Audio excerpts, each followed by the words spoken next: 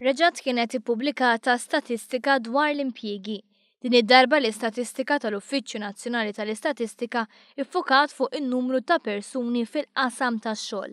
L-istatistika tagħti r-riżultati għal April li għadda u turi kif meta mqabbel fuq l-istess xahar is-sena li għaddiet, in-numru ta' persuni b'impjieg full-time żdiedu bi 3.4% li jfisser li kien hemm 5,339 persuna oħra jaħdmu. Il-figuri tal-NSO juru wkoll żieda qawwija fl-impjiegi mas-settur privat.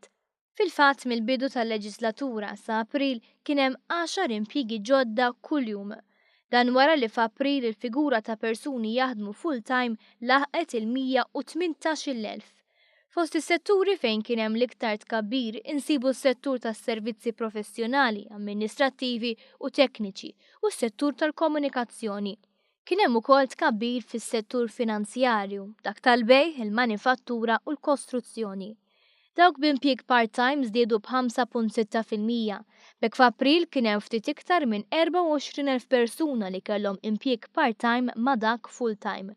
Madwar 34,000 persuna kellhom impjieg part-time bħala l-impjieg ewlieni tagħhom.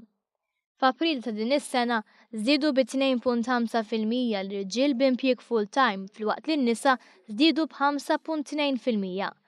Żdiedu wkoll dawk reġistrati bħala self-employed. Fi stqarrija l-Gvern qal li l-aqwa kejl ta' tkabbir ekonomiku huwa żieda fl-impjiegi.